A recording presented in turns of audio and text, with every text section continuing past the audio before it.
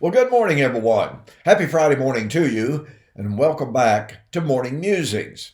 And this is what I call my responding to the critics aspect of my morning programming.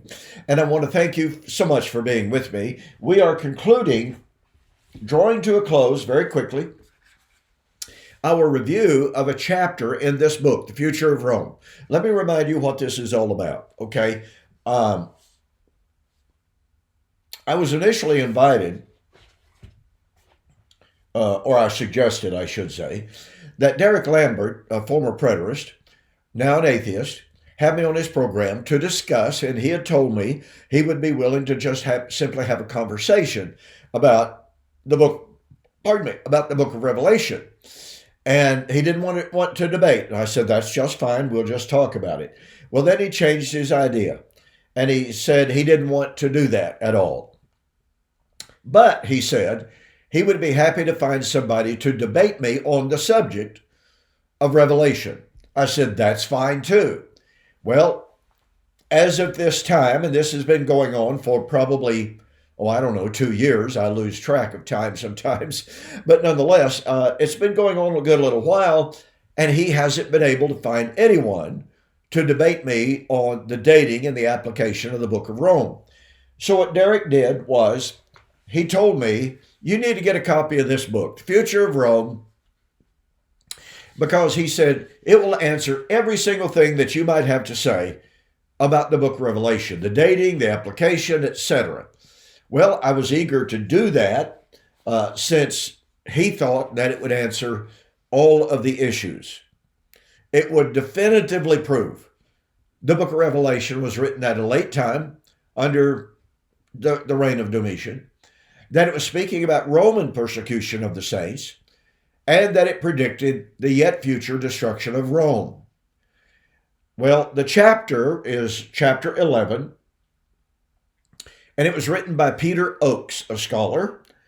And so I've been sharing with you since Derek told me this book answers anything you might have to say. So I've been sharing with you what I perceive to be some fundamental, basic, absolutely fundamental errors in this chapter by Mr. Oakes. His entire chapter is undergirded by basic presuppositions, by oversight, and what I mean by that is he completely overlooks some of the most critical elements of the book of Revelation that the book itself emphasizes. And yet again, he just glosses right over them. Well, I don't believe that's proper hermeneutic. I believe that we have to look at all of the evidence. I believe that we have to even look at the evidence that seems to be counter to what we believe. And to ask ourselves the question, okay, is this evidence genuine, and is it probative that my position is wrong? Now, are there issues in the book of Revelation about which I have questions still? Well, of course. I don't claim to have all of the answers on the book of Revelation.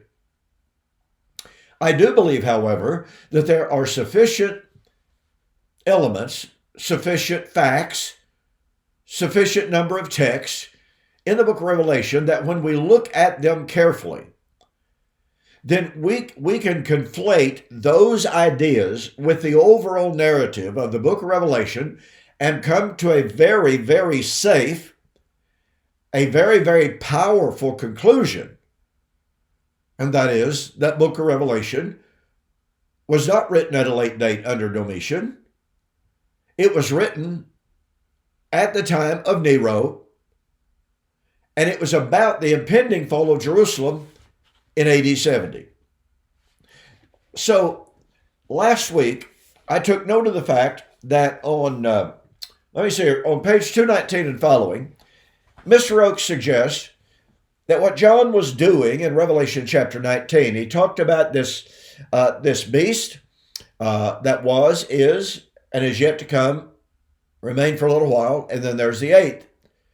And this beast was given a head wound. But he recovered, and all the nations wondered and pondered about that. And so he suggests, oh, and by the way, chapter 17 then goes ahead to talk about how the woman and the beast have been in a persecutorial partnership, but the beast turns on the woman, hates her, burns her with fire. And so what Mr. Oakes suggests by that, and this is kind of a gap in his presentation as far as I'm concerned. He never explains to me about this partnership of persecution. Who was Domitian, for instance, in a partnership to persecute the saints? Well, the historical reality is, ladies and gentlemen, there was never such a partnership. And it would simply be a tautology to say, oh, Domitian was in a partnership with Rome. No, he was Rome. And Domitian never turned on Rome and hated her and burned her with fire. So the elements of Revelation chapter 17 simply do not fit the historical reality, and it doesn't fit what the text itself says. So again, Mr. Oakes suggests, as we examined last week, there was in the ancient days, immediately following the death of Nero, he tried to kill himself. He was too much of a coward, so he handed the sword to his servant and said, do the deed for me. And so his servant killed him. But a rumor began to circulate almost immediately in the ancient world that, you know what, Nero didn't really die. He was carried off to Parthia, and he's there now, it was believed, raising an army, and he's going to come back and he's going to destroy Rome. Another element of that myth, that fable that was circulating, was that, well, yeah, Nero really had died at his own hands or that of his servant, but he was raised from the dead.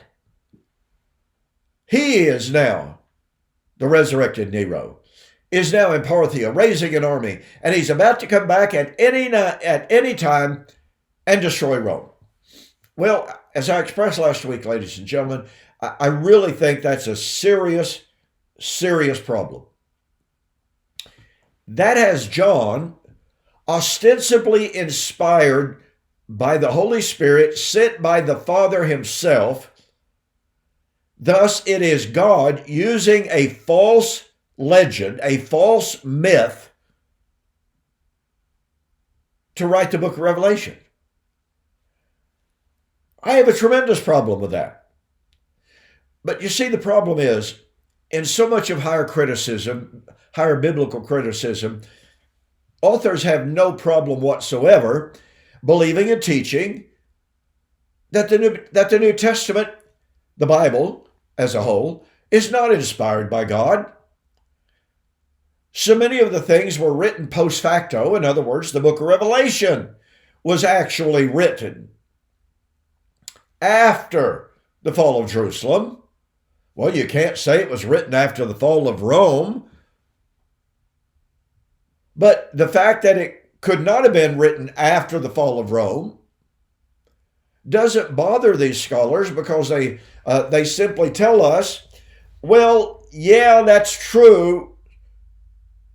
And so John was writing a prophecy of the fall of Rome, and of course the reality is that it wasn't fulfilled as Revelation describes it. But hey, that's the nature of prophecy.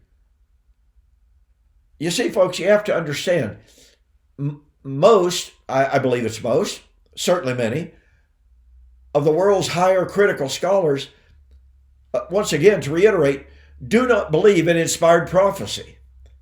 It's absolutely amazing. For instance, John Collins, one of the most noted Old Testament scholars, his book on Daniel is supposed to be one of the finest commentaries out there. He has commented on Revelation chapter 11, and he's talking about the remarkable accuracy of the prophecy of Revelation chapter 11 the setting up of Ptolemies and Seleucid, the wars between them. And boy, that's accurate. But then at a given point in the book, in Daniel chapter 11, John Collins says something like this. Let's paraphrase. At this particular point, Daniel stopped writing history, even though Daniel said it was prophecy. But he stops writing history and he begins making prophecy. And he asked, well, how do we know that Daniel was now making prophecy? The reason that we know Daniel began making prophecy was because his prediction failed. Do you catch the power of that, folks? According to John Collins, the way that we know a writer was making genuine prophecy is only if the prophecy failed. According to Deuteronomy chapter 18, if prophecy failed, he was not a prophet. Only if his prophecies came true was he a prophet, a true prophet. You see, higher critical scholarship just turns the pattern upside down. Okay, I've got to hurry, but I needed to point that out again of how strange it is that scholars want to appeal to a false narrative for their interpretation of the book of Revelation. The Nero redivivus theory, rumor, first century rumor, totally, absolutely false, which would make John a false teacher. By the way, if you have John reiterating that false narrative and positing it in his future, that kind of negates the idea that the book was written under Domitian, doesn't it? Because Nero died in 68 AD. Domitian supposedly wrote in 95 to 98 AD. So you've got approximately, 30 years. You mean to tell me that the readers of Revelation are supposed to tune in to the idea that, Nero's still alive, he's over there in Parthia, he's coming back at any time, and yet 30 years has passed. And he hadn't come back yet. That seems somewhat anomalous. Okay, so then, again on page 220 and following,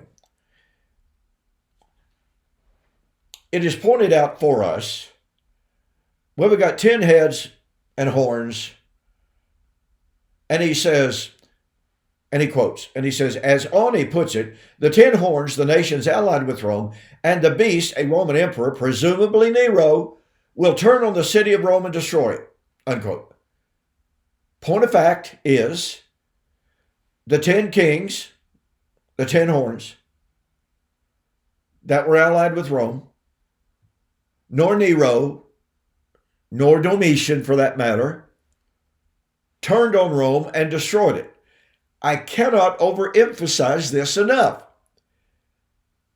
Mr. Oak's view of Revelation makes John a false prophet. Why is the book of Revelation in the canon? Did the early writers, did the early church leaders who finally admitted Revelation into the canon, did they not have enough sense to know that the Nero redivivus rumor was false to the core? Did they not know, could they not figure out that Nero really was dead? Did they not know that he was never raised from the dead? Did they not know he's not in Parthia? Did they not know he had not come back? He had not destroyed Rome?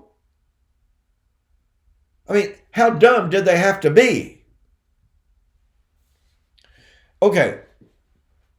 Then, Mr. Oakes, on the bottom of page 220, he says, and he takes note of the fact that in Revelation chapter 17, even into chapter 18, John draws on two Old Testament prophecies, actually technically three. Three Old Testament texts.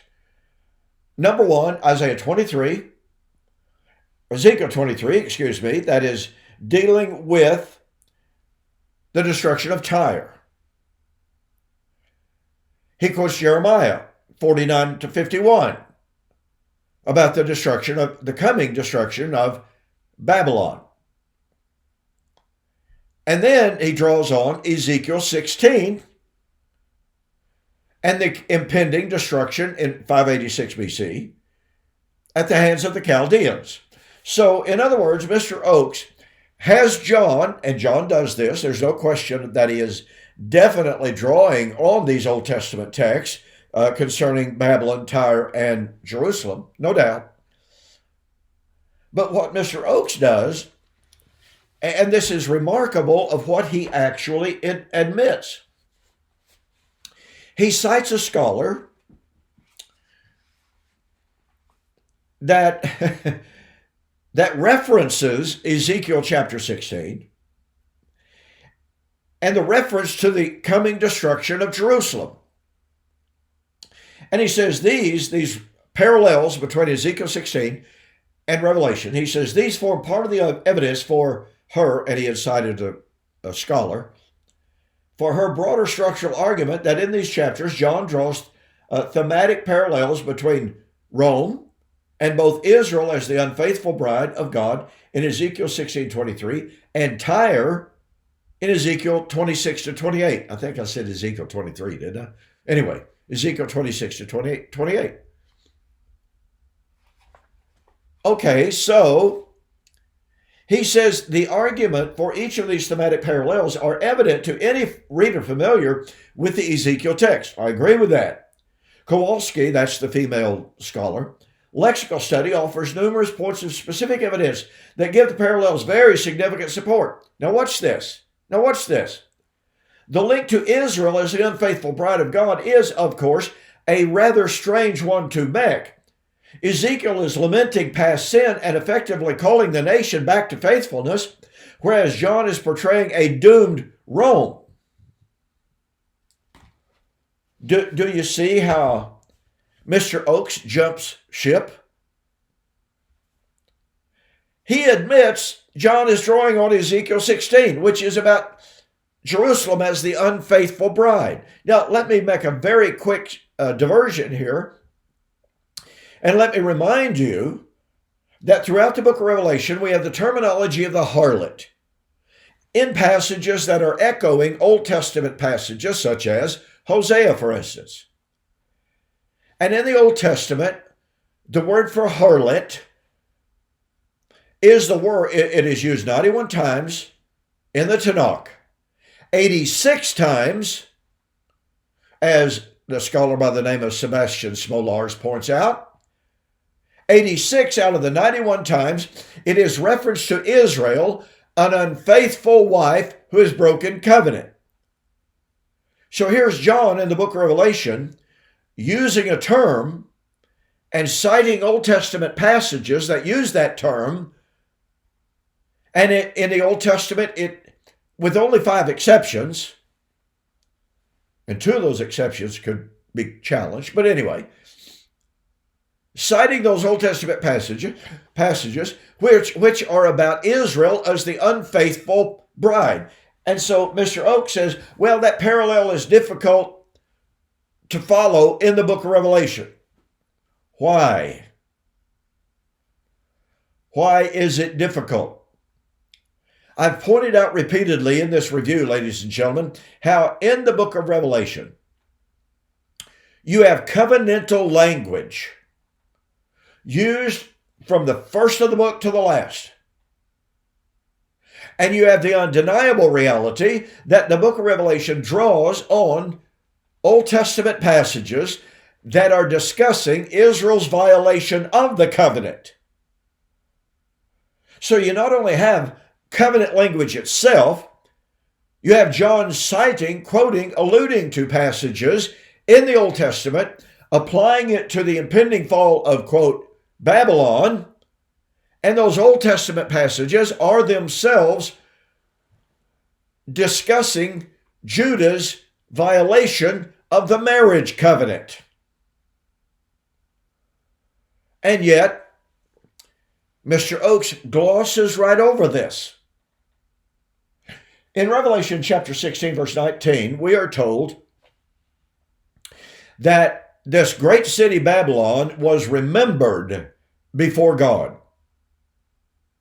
Well, the word that is used as remembered, as I've shared with you before, but let me reiterate this because it strikes to the heart of the matter. The word remembered is the word that is used throughout the entire Old Testament with covenantal connotations. God remembered his covenant with Israel. What's he doing? It was either to remember them, to bring covenantal sanctions against them by punishment, or to remember to bless them for their obedience. It's all about covenant remembrance, which raises the serious question. Two issues.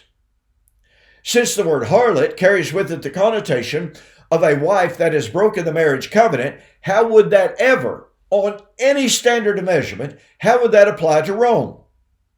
Rome was never in a covenant relationship, certainly not in a marriage relationship with Yahweh, and vice versa. Secondly, Rome was never in any kind, much less a marriage covenant, but Rome was never in any kind of a covenant relationship with God, so that through violation of that covenant, Rome was, quote, remembered. And we could go on and on and on with these covenantal markers, ladies and gentlemen, but one final one to just draw the point down. In Revelation chapter 21 and 22, John was anticipating the coming of the new heaven and new earth. All right? And it would be in fulfillment of what the Old Covenant prophets had said. Revelation chapter 22 and verse 6. After describing the new heaven, new earth, the new Jerusalem, the angel said these things are faithful and true, and the God of the prophets has sent his servant to signify the things that must shortly come to pass. Okay, which, by the way, could not apply to Rome, because Rome, the fall of Rome, was 400 years away.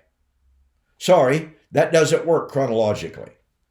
So, we have here a description of the coming of the new heaven and new earth. Virtually any and every scholar that you will ever read anywhere by anyone admits that John was drawing on Isaiah 65 and Isaiah 66. Well, here's the critical fact. The new heaven and new earth of Isaiah 65 and Isaiah 66 would only come at the time of the destruction of Old Covenant Jerusalem and Israel. It's absolutely undeniable. And by the way, in my book, The Elements Shall Melt with Fervent Heat, I document this over and over and over again. In passage after passage after passage, you literally cannot divorce, a little bit of a pun intended, divorce the idea of the coming new heaven and new earth from the time of the destruction of Old Covenant Jerusalem. It permeates the Old Testament prophetic corpus. And yet, does Mr. Oakes take note of those thematic and lexical parallels? No, he just simply admits that the link to Israel as the unfaithful bride of God is, of course, a rather strange one to make in Revelation. Because he says, Ezekiel is lamenting past sin and effectively calling the nation back to faithfulness, whereas John is simply portraying a doomed Rome.